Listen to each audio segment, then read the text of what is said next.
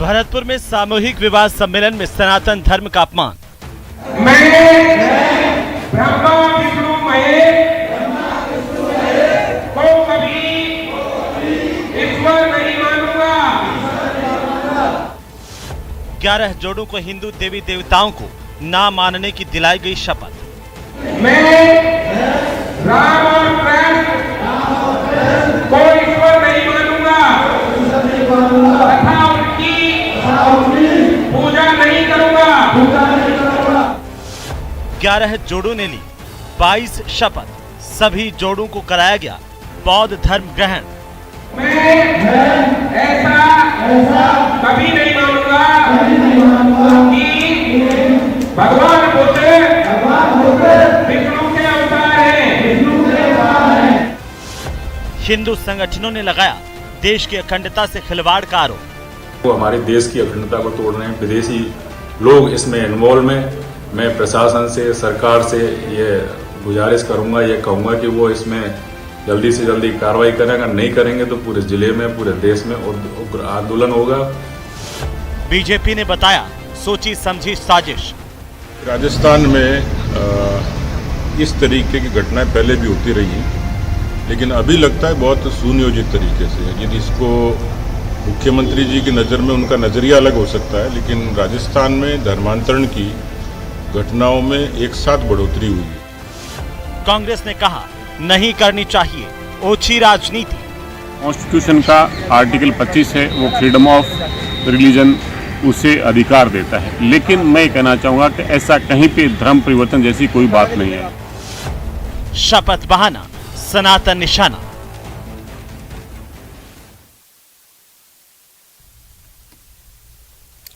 नमस्कार, prime debate में आप सभी का स्वागत। मैं हूं आपके साथ हेमंत कुमार। भरतपुर जिले के कुमेर कस्बे में रविवार को संत रविदास सेवा विकास समिति की ओर से एक सामूहिक विवाह सम्मेलन के दौरान शादी वाले जोड़ों को दिलाई गई शपथ को लेकर विवाद खड़ा हो गया है। जानकारी के मुताबिक ये आरोप है कि 11 जोड़ों को हिंदू देवी देवताओं को नहीं मानने की एक शपथ दिलाई गई और सभी जोड़ों ने बौद्ध धर्म अपनाया। अब इस शपथ को लेकर हिंदू संगठनों ने अपनी नाराजगी जाहिर की है। तो वहीं बीजेपी प्रदेशाध्यक्ष सतीश पूनिया ने कहा कि ये सब चीजें सोची समझी साजिश का नतीजा है। साथ ही कांग्रेस ने इस पर बयान देते हुए कहा कि फ्रीडम ऑफ रिलीजियस और फ्रीडम ऑफ स्पीच का सबको ध्यान रखना चाहिए और इस मामले में किसी को ओछी राजनीति नहीं करनी चाहिए। भाजपा के ओर से आए बयानों के बाद सियासत गर्मा गई तो कई तरह के सवाल खड़े हो गए और इन्हीं सवालों को लेकर के आज करेंगे चर्चा। लेकिन उससे पहले एक नजर डाल लेते हैं आज के सवालों पर। तो आखिरकार आज के सवालों की फहरिस्त में सबसे पहला सवाल यह कि क्या हिंदू देवी देवताओं का अपमान यहां पर किया गया और इसे लेकर क्या एक बड़ी साजिश इसके पीछे है। सवाल नंबर 2, एक धर्म का सम्मान और क्या दूसरे धर्म का अपमान यहां पर किया जा रहा है, और ऐसा है तो आखिर ऐसा क्यों है। सवाल नंबर 3, क्या इन सब के पीछे किसी समाज विरोधी तत्व या फिर संस्था का हाथ है। ये तमाम सवाल हैं जो इस शपथ के सामने आने के बाद पैदा हुए। इससे लेकर के भारतीय जनता पार्टी ने सरकार पर निशाना साधा है और साथ ही साथ कांग्रेस की तरफ से यह बयान दिया गया है कि बीजेपी को इस तरह की राजनीति नहीं करनी चाहिए। आज इसी को लेकर के चर्चा करेंगे। हमारे साथ खास मेहमान हैं, उनसे मैं आपका परिचय करवा दूं। हमारे साथ स्वर्णिम चतुर्वेदी हैं, कांग्रेस पार्टी के प्रवक्ता हैं चर्चा में शामिल होने के लिए। साथ ही साथ भारतीय जनता पार्टी की तरफ से हमारे साथ हैं राखी राठौड़ और अशोक सिंह राजावत हमारे साथ हैं, विश्व हिंदू परिषद के नेता हैं। और वहीं भुवनेश शर्मा भी हमारे साथ हैं, अध्यक्ष हैं हाईकोर्ट बार एसोसिएशन के। और साथ ही साथ हमारे साथ जुड़ रहे हैं प्रोफेसर अरविंद वर्मा, आप दलित चिंतक हैं। सभी का बहुत बहुत स्वागत है। और तमाम मेहमान जब तक आपकी टीवी स्क्रीन पर अवतरित हो, हम आपको बता दें कि इस सामूहिक विवाह सम्मेलन को लेकर के जो समिति है उसकी तरफ से भी ये सफाई आई और उन्होंने कहा कि वे बाबा साहब की ये प्रतिज्ञाएं हर सामूहिक विवाह सम्मेलन के बाद दोहराते रहे हैं। पहले कभी इस तरह का कोई आरोप नहीं लगा या इस तरह का कोई विवाद खड़ा नहीं हुआ। हमारे साथ तमाम मेहमान जुड़ चुके हैं, आप सभी का बहुत बहुत स्वागत है। और सबसे पहले मैं शुरुआत करूंगा स्वर्णिम जी आप ही से कि आखिरकार जो ये आरोप लग रहे हैं भारतीय जनता पार्टी की ओर से कहा जा रहा है कि ये एक साजिश के तहत राजस्थान में हो रहा है, कैसे देख पा रहे हैं इस पूरे के पूरे विवाद को, और सरकार में होने के नाते क्या कहेंगे आप? देखिए हेमंत जी, मैं तो एक बात जानता हूं कि वैसे तो अपने धर्म को या अपनी किस धर्म को आपको अपनाना है इसकी छूट संविधान ने दी है, लेकिन एक बात है, सबसे पहले ये 22 प्रतिज्ञाएं या इस तरह के जो हमने देखा था लाखों अनुयायियों के साथ बाबा साहब अम्बेडकर ने ये 22 प्रतिज्ञाएं लेकर के धर्म परिवर्तन किया था। उसका कारण ये था कि वो हिंदू धर्म में जब महिलाओं को तलाक का अधिकार या उनको संपत्ति में अधिकार दिलाना चाहते थे, और उसका काफ़ी विरोध आरएसएस ने कृपाति महाराज के नेतृत्व में आंदोलन चला के किया, और उसके बाद उन्होंने ये किया, और ये उसके बाद हम देख रहे हैं देश भर में इस तरह की ये प्रवृत्ति बढ़ती जा रही है। अब समस्या यह है कि जो संस्थाएं जो अपने आप को धर्म रक्षक कहते हैं या धर्म के अनुयायी हैं, क्यों नहीं ही वो सब जगह पे जाकर के इस तरह की जो कहना चाहिए बात चलाते हैं, लोगों के बीच ले जाते हैं कि आपको क्या लगता है कि ये गलत है या सही है? आपकी पार्टी का स्टैंड क्या है? किसी भी धर्म का, देखिए हम एक चीज कहते हैं, सभी लोगों को अपने अपने धर्म के अलावा दूसरे धर्मों का भी सम्मान करना चाहिए। किसी भी धर्म का अपमान करने का अधिकार किसी का नहीं है। और दूसरी चीज, धर्म परिवर्तन में यदि कहीं कोई लालच, दबाव या कहना चाहिए कि किसी को कोई जबरदस्ती करवाया जाए, वो भी गलत होता है। तो क्या आपकी सरकार इस पर कार्रवाई करेगी, जांच करवाएगी? अगर ऐसा हुआ है तो कार्रवाई की जाएगी? अगर ऐसा हुआ है तो हम ही क्या, ये तो सुप्रीम कोर्ट का ऑब्जर्वेशन है, सभी को करना पड़ेगा। ठीक है, राखी राठौड़, क्यों आपको लगता है कि राजस्थान में ये सब एक साजिश के तहत किया जा रहा है? देखिए, जिस तरह से जो बहुत सारे इंसिडेंसेस, चाहे बारां में मैं कहूं या जयपुर में कहूं, उसके बाद लगातार ऐसे इंसिडेंसेस हम लोगों ने नोटिस किए जहां पर कि इस तरह की एक्टिविटीज हो रही है। अभी कुछ दिन पहले 7 तारीख को एक इंसिडेंट हुआ जहां पर कि ये डरा कर कि आपको बीमारी हो जाएगी, आप मूर्ति पूजा नहीं करें, अगर आप ऐसा करेंगे तो भूत प्रेत लग जाएंगे। मैं पूछना चाहती हूं सरकार के प्रतिनिधि से कि इस तरह की न्यूज पर आप लोग क्या एक्शन लेते हैं? अगर इस तरह की कोई न्यूज जयपुर राजधानी के अंदर आ रही है और इस न्यूज रिपोर्ट के अकॉर्डिंग 12 से 13 ऐसे जिले हैं जहां पर कि इस तरह की एक्टिविटीज चल रही हैं। देखिए, आर्टिकल 25 की बात तो कांग्रेस करती है और कांग्रेस बात करती है फ्रीडम ऑफ रिलीजन की, लेकिन हम उसकी बात नहीं करते जब हमें दूसरे के धार्मिक जो भावनाएं हैं उनको अगर ठेस लगती है तो क्यों सरकार एक्शन नहीं लेती? मैं बताना चाहूंगी, और स्वर्णिम जी तो वकील भी हैं, कि आईपीसी की सेक्शन 295 मैं चाहता हूं आपसे गुजारिश करूंगा कि थोड़ा सा एक कमेंट आपका इस पर आ जाए, उसके बाद में आगे बाकी तमाम चीजों को लेकर के भी बात कर लेंगे।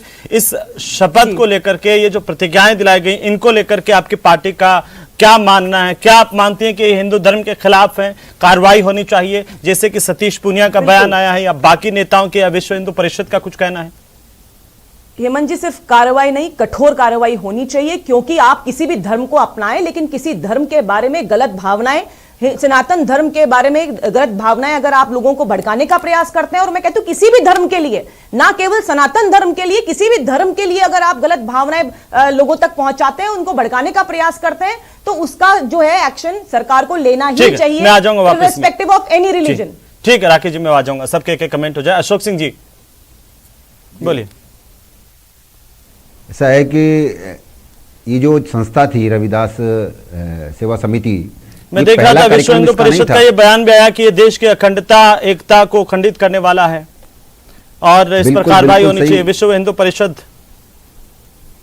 बिल्कुल सही कहा आपने, इस पर कार्रवाई भी होगी। अब हमारे कार्यकर्ता की ओर से इस पर रिपोर्ट दर्ज भी कराई गई है इस कार्यक्रम के विरोध में कि ये कार्यक्रम हुआ, पहली बार नहीं हुआ, पहले भी ऐसा कार्यक्रम हुआ, उसके खिलाफ भी हमने पहले भी प्रशासन को लिख कर दिया है कि ये कई वर्षों से लगातार ये संस्था इस कार्यक्रम को भरतपुर क्षेत्र के आसपास के ग्रामीण क्षेत्र है, जिन लोगों का विवाह हुआ 11 जोड़ों का, उन लोगों को सिर्फ इतना कहकर ले जाया गया था कि आपसे कोई धनराशि नहीं ली जाएगी, आपका वहाँ सारा धन जो विवाह का खर्चा है, वो गरीब लोग थे कि आपका विवाह का सारा खर्चा हम उठाएंगे, इतना कहकर उनसे विवाह के कार्यक्रम में बुलाया गया और उनसे इस प्रकार की शपथ दिलाई गई कि आप भगवान राम को नहीं मानेंगे, कृष्ण को नहीं मानेंगे। तो एक बहुत बड़ा हिंदू समाज का अपमान है ये तो, कि हिंदू समाज से दूर होकर आप जो वो चाहते हैं, जिस संस्था को वो चलाना चाहते हैं, उस संस्था को मानने के लिए वो लगातार प्रेरित कर रहे हैं। अभी पिछले जयपुर में भी पिछली 28 तारीख को एक जयपुर में बहुत बड़ा कार्यक्रम होने जा रहा था सांगानेर में, वहाँ भी यही स्थिति थी। वहाँ भी जो एक नंबर उन्होंने कॉल सेंटर पे एक नंबर जारी किया था सभी सार्वजनिक, किस नंबर पे फ़ोन करें, तो उस नंबर पे फ़ोन करने पर वो महिला ये कह रही थी कि आपको कोई भी हारी बीमारी हो तो आप हमें संपर्क करें, इस कार्यक्रम में आएँ, आप प्रभु यीशु की शरण में आएँ और प्रभु यीशु को अपनाएं, और उसके बाद आपकी जितनी भी हारी बीमारियां हैं वो सब दूर हो जाएगी। ऐसा एक लालच देके लोगों को वहां बुलाकर उनका धर्म परिवर्तन कराने का काम किया।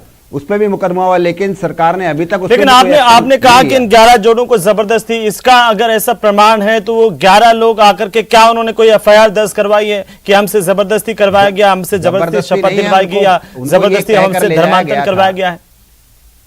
उनको ये कहकर ले जाया गया था कि आप नहीं, ये तो आप कह रहे हैं ना, खर्चा कुछ भी नहीं होगा। ये उन लोगों ने अगर उनके साथ जबरदस्ती हुई तो वो जाकर के पुलिस में कंप्लेन करते, उन्होंने किया क्या? उसके भी प्रयास कर रहे हैं, उनके परिवार के लोगों से अपने कार्यकर्ता मिल रहे हैं जी, उसकी भी बातचीत कर रहे हैं। भुवनेश शर्मा जी हमारे साथ जुड़ चुके हैं, हाईकोर्ट बार एसोसिएशन के अध्यक्ष। भुवनेश जी, कैसे आप देख पा रहे हैं इस पूरे के पूरे मसले को, और जिस तरह के आरोप लग रहे हैं क्या वाकई कानून के खिलाफ हैं, और क्या इसमें किसी तरह की कोई कानूनी पेचीदगियां और स्थितियां बनती हुई आपको दिखती हैं? कैसे एक वकील के तौर पर आप देखते हैं? कानूनी सबसे पहले तो ये जो धर्म को इस तरह कि एक धर्म से दूसरे धर्म में जोड़ने की जो प्रक्रिया है, दुर्भाग्य ये है कि किसी भी प्रकार से मेरी आवाज आ रही है सर? आ रही है, बिल्कुल आ रही है, साफ आ रही है, स्पष्ट आ रही है, बोलिए। प्रकार से धर्म परिवर्तन होता हुआ सरकार देख रही है लगातार। सरकार को खुद सरकार को एक्शन लेना चाहिए उन लोगों के खिलाफ जो इस तरह के प्रलोभन लेकर के धर्म का परिवर्तन करवाते हैं। हालांकि कानून में जो बहुत सारी प्रक्रिया हैं कि उसके खिलाफ भी उनको दंडित किया जा सकता है, लेकिन ये पहल सरकार को करनी चाहिए। और सरकार को देखते हुए सरकार को पता है कि इस तरह के लगातार धर्म परिवर्तन राजस्थान में हो रहे हैं, फिर भी सरकार बिल्कुल निष्क्रिय बनी पड़ी है। तो जहां तक अपन कानून रूप कहते हैं इसको, कानूनी रूप तो जब आता है जब पहले सरकार तो इसमें एक्शन ले, कोई सरकार ने किसी प्रकार का एक्शन अभी तक नहीं लिया है। ये अभी रिसेंटली घटना है, इससे पहले भी कई प्रकार के देखे कि धर्मों के लगातार परिवर्तन राजस्थान में होते चले आ रहे हैं, इनको रोकना चाहिए। और ये सरकार की, लेकिन मैं आपसे दरअसल जानना चाहता हूं कि ये एक बयान आया था कि हिंदू मैरिज एक्ट और हिंदू मेंटेनेंस और सक्सेशन एक्ट के खिलाफ है, क्या ये खिलाफ है? क्या एक्ट के बिल्कुल खिलाफ होगा ये, बिल्कुल सक्सेशन करेगा। जब धर्म परिवर्तन करवा रहे हैं आप जी, तो उसका उत्तराधिकारी कैसे होगा? तो धर्म परिवर्तन करवाने की जो प्रक्रिया है, सबसे पहले तो इसको हमको रोकना पड़ेगा, पूरे राजस्थान से क्या पूरे भारत से ही, और इसके लिए कठोर कदम उठाने पड़ेंगे। स्टेट गवर्नमेंट की जिम्मेदारी है, जहां भी जिसमें स्टेट में इस तरह के काम होते हैं तो स्टेट को तुरंत प्रभाव से एक्शन लेना चाहिए और इस तरह की कार्रवाई को रोकना चाहिए। स्वर्णिम जी जवाब दीजिए। विश्व हिंदू परिषद के भी आरोप है, राखी राठौड़ के भी आरोप है, और जो वकील साहब, देखिए मैंने जो बात कही उसका तो किसी ने जवाब दिया नहीं जी कि ये बाबा साहब अम्बेडकर की 22 शपथ क्यों लेते हैं लोग। क्या आपकी पकड़ कमजोर हो गई है? क्या आप समझा नहीं सकते? दूसरी चीज मैं एक ये कहना चाहता हूं कि आप सरकार को कह रहे हैं, सबको कह रहे हैं, लेकिन मैंने भी आपको बताया 3 कारण। सुनिए, मैं ये कह रहा हूं कि अगर जो भी धार्मिक संस्थाएं हैं और अगर वो हमारे लोगों को नहीं समझा सकती हैं, समझाना चाहिए। देखिए अगर कोई ये कहे कि इन्होंने गलत किया तो जो गलत मान रहे हैं वो जाके समझाएं। दूसरी चीज मैं ये कह रहा हूं, मैंने भी आपको बताया कि किसी भी दबाव, धोखा या लालच, इसके तहत कोई धर्म परिवर्तन करता है या करवाया जाता है, किसी भी कोई व्यक्ति से धर्म परिवर्तन करवाया जाता है धोखे से, लालच से या दबाव से, वो गलत है, गैरकानूनी है। कोई भी सरकार हो वो उस पर कार्रवाई करेगी, लेकिन ये तय कौन करेगा कि धोखा है, दबाव है, लालच है? वो तो 11 जोड़े जिनमें 22 लोग शामिल है उनमें से कोई कहे। देखिए प्रशासन तय नहीं करेगी, प्रशासन को कोई आके कहे जी, जब उन 22 में से कोई कहे, हाँ, आके कहे कि हमारे साथ धोखा हुआ, हमारे को लालच दिया गया या एक मिनट किया, तो होगा। आप कुछ कहना चाह रहे हैं इस पर? कोई कहे तो सही। एक सेकंड स्वर्णिम जी, भुवनेश जी कुछ कहना चाह रहे हैं आप? उनकी आवाज नहीं आ रही है भुवनेश जी की। मेरी आवाज आ रही है सर? हाँ आप बोलिए ना, आप बोलिए। ये इन्होंने भाई साहब ने बोला है जी कि सरकार की जिम्मेदारी नहीं है पीड़ित पक्ष कहा जाए, ऐसा नहीं है। यदि प्रशासन को अपन देखते हैं, कोई व्यक्ति की कोई पिटाई करता है जी, तो पुलिस वाले देखते हुए ये कहेंगे उसकी नहीं, इसकी पिटाई हो जाने दो, ये थाने आके जब एफआईआर करेंगे हम, ऐसा नहीं होता है। प्रशासन देखता है। प्रोफेसर अरविंद वर्मा हमारे साथ जुड़ चुके हैं क्या? प्रोफेसर साहब 1 मिनट में आ रहा हूं सर आपके पास में। प्रोफेसर अरविंद वर्मा हमारे साथ जुड़ चुके हैं क्या? आपका आवाज आ रही है प्रोफेसर साहब मेरी? बिल्कुल आ रही है।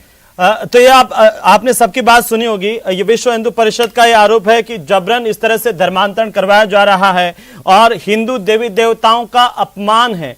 आप इसे कैसे देखते हैं? देखिए, सबसे पहले तो मैं बहुत आश्चर्यचकित हूँ कि किस तरीके से तेल का ताड़ा बनाया जा रहा है। मैं उस कार्यक्रम में मौजूद था और ऐसे हर एक कार्यक्रम में मौजूद रहता हूँ अक्सर जहाँ सामूहिक विवाह सम्मेलन आयोजित किए जाते हैं।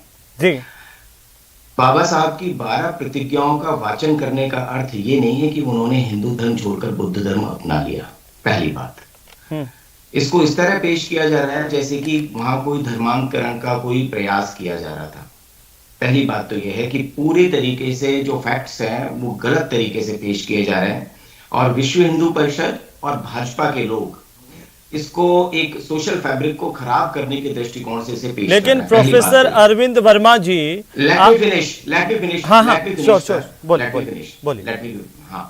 दूसरी बात ये कि भारत का सोशल वेलफेयर डिपार्टमेंट बाबा साहब अम्बेडकर के 17 वॉल्यूम प्रकाशित करता है। बीजेपी की ई लाइब्रेरी में वो 22 प्रतिज्ञाएं और उन 17 वॉल्यूम में वो 22 प्रतिज्ञाएं प्रकाशित हैं।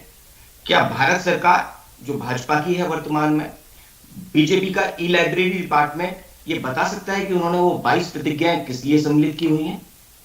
क्या वो 22 प्रतिज्ञाओं के साथ भाजपा और केंद्र सरकार ना इत्तेफाकी रखती है? किसी भी धर्म को मानना और किसी भी धर्म में आस्था रखना ये भारतीय संविधान स्वतंत्रता देता है। अगर वहां के लोग वहां खड़े होकर हिंदू धर्म त्याग कर बौद्ध धर्म अपना रहे थे तो ये भी किसी भी तरीके से भारतीय संविधान का उल्लंघन नहीं माना जा सकता। दूसरी बात, आप एक चीज आप मुझे बताइए कि मैं हिंदू देवी देवताओं को नहीं मानूंगा, मैं अवतार को नहीं मानूंगा, मैं रामकृष्ण को नहीं मानूंगा, इसमें अपमान कहां है?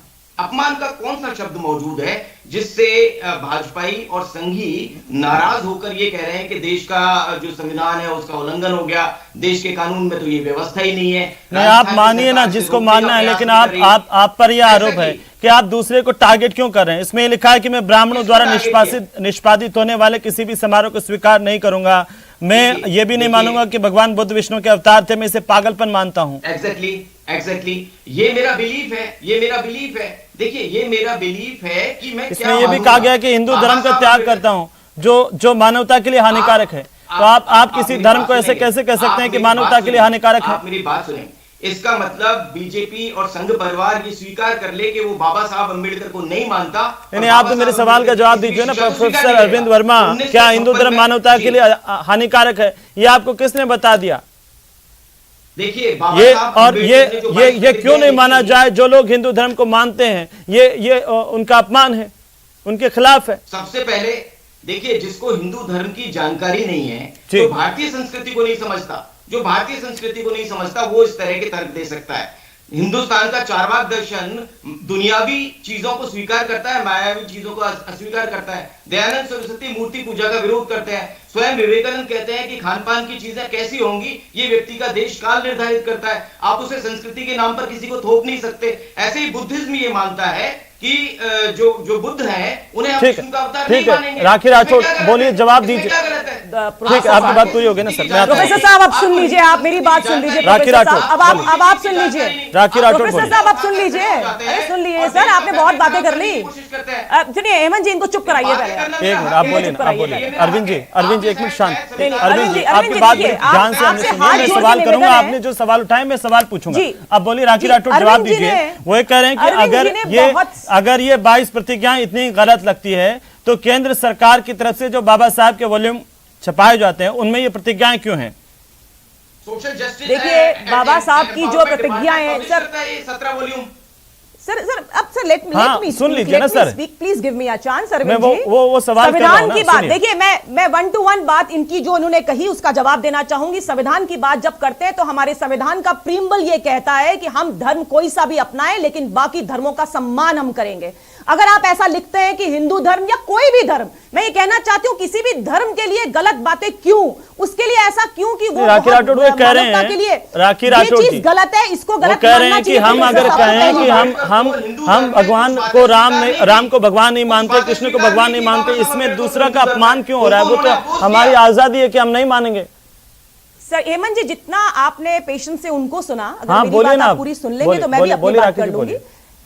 इस बात से हमें कोई समस्या नहीं है, आप किसी भी धर्म को अपनाएं या किसी भी धर्म को नहीं अपनाएं, लेकिन किसी और धर्म के बारे में यह कहना कि ये मूर्ख लोग हैं, ये पागलपन है, ये झूठे हैं, इनका कोई अस्तित्व नहीं है, ये गलत चीज है, ये गलत चीज है और ये गलत चीज है। इसके लिए आईपीसी में सेक्शन 295 है, जिसमें इसमें ये लिखा हुआ है कि हिंदू धर्म जो है वो मानवता के लिए खतरनाक है। ये लिखा हुआ है। अरविंद जी, आप क्यों गुमराह कर रहे हैं? और आपके जैसे लोग जो है वो समाज में एक डिवीजन करते हैं। आपके जैसे लोग होते हैं जो कि एक सवाल बताइए, तोड़ते हैं। एक मिनट राखी राठौड़, एक मिनट में सवाल का जवाब दीजिए। जी बताएं राखी राठौड़, हिंदू धर्म में खूबियां हैं, उन्हें इंगित करना किसी भी तरीके से गलत नहीं है। अगर कुछ कमियों को हम उजागर अरे नहीं, बिल्कुल नहीं। अरविंद जी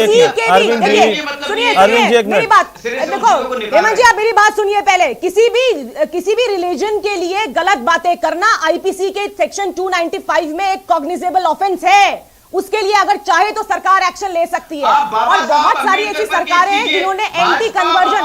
हेमंत जी, ये कोई तरीका है क्या? ये लगातार बोलेंगे बीच में क्या? हेमंत जी, ये व्यवस्था दीजिए, ये कोई तरीका है क्या? आपने बोला ना राखी जी, आपने पूरे 4 मिनट बोला है। राखी जी लेकिन इन्होंने बोलने का दिया। हेमंत जी, इन्होंने बोलने का दिया। आप देखिए प्रोफेसर साहब, एक मिनट सुन लीजिए, एक मिनट।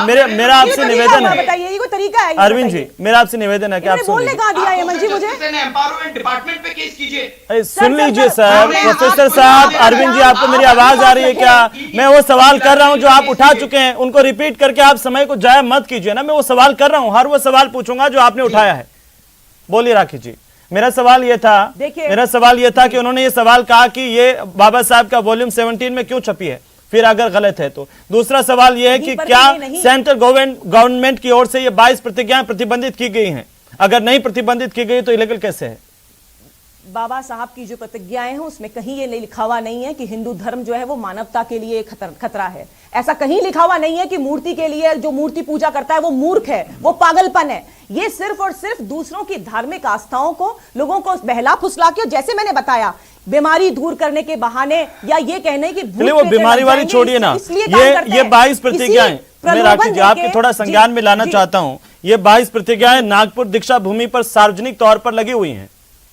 14 अक्टूबर 1956 और 15 अक्टूबर 1956 को चस्पा की हुई है। ये बताइए आप, ये मेरी बात सुनिए। जो चीजें आपने बोली, क्या आपको लगता है कि ऐसी प्रथा जो पागलपन को झूठा समझता हूं, ये चीज नहीं है उसके अंदर? ऐसा कहीं नहीं है कि हिंदू पागलपन को तो झूठा ही समझा जाता है। पागलपन को तो मैडम झूठा ही समझा जाता है। आप क्या कह रहे हैं? पागलपन को झूठा समझा, पागलपन को तो झूठा ही समझा जाता है। ठीक है, एक मिनट अरविंद जी थोड़ा शांति रखिए। भुवनेश जी जवाब दीजिए इसका। वो कह रहे हैं कि ये इलीगल तो नहीं है, और अगर इसमें कुछ गलत है तो सेंट्रल गवर्नमेंट ने इनको प्रतिबंधित क्यों नहीं किया? भुवनेश जी बोलिए। सेंट्रल गवर्नमेंट तो छोड़िए, प्रोफेसर साहब, एक मिनट प्रोफेसर साहब, आपने अपनी बात रखी ना, बाकी लोग भी तो होते हैं ना सर। कि अम्बेडकर 22 प्रतिज्ञाओं से इसको ना जोड़ें ये, क्योंकि ये जो गलती कर चुके हैं ना, वो गलती करने के बाद अम्बेडकर साहब को बीच में लाने की कोशिश कर रहे हैं। अम्बेडकर साहब की प्रतिज्ञा में कहीं ये नहीं लिखा हुआ कि ब्राह्मणों से हम कोई काम नहीं करवाएंगे। उनकी प्रतिज्ञा में ये कहीं नहीं लिखा हुआ कि इस तरह का ये पाखंड है, झूठ है, इस तरह लिखा हुआ है। कहाँ लिखा हुआ है? प्रोफेसर साहब, आप गलती कर चुके, इतना झूठ आके प्रोफेसर अपने नाम के आगे लगाते हैं सर, विद ड्यू रिस्पेक्ट। आप आकर के इस तरह की भावनाएं लोगों के सामने प्रकट करते हैं। नेशनल बोलिए, जवाब दीजिए इसका। प्रोफेसर साहब जवाब दीजिए। एक मिनट शांति, जवाब दीजिए। मैं किसी भी झूठ का जवाब देने के लिए बाध्य नहीं हूं। बाबा साहब अंबेडकर ने अगर 22 प्रतिज्ञाओं में इन चीजों को स्थान नहीं है, तो इस बात का शोर किस बात का है? आप तो शुरू से लेके आखिर तक सिर्फ झूठ बोले जा रहे हैं। आप कह रहे हैं कि 11 जोड़ों ने बौद्ध धर्म स्वीकार किया, आप कह रहे हैं कि 22 जोड़ों ने बौद्ध धर्म स्वीकार किया। आप बात को ठीक है। अशोक सिंह जी वो ये सवाल उठा रहे हैं कि ये तो अगर हमेशा से इन प्रतिज्ञाओं का वाचन करते रहे, आपको इसमें तकलीफ क्या है? अशोक जी आप सिर्फ मेरे को 15 सेकंड का वक्त दीजिए। ठीक है, बोलिए। सिर्फ 15 से। हाँ, बोलिए साहब, पूरे आपने तरीके अगर वो से प्रतिज्ञा पढ़ी हो ढंग से गुमराह करने तो का आप ऐसी बात नहीं बोलते।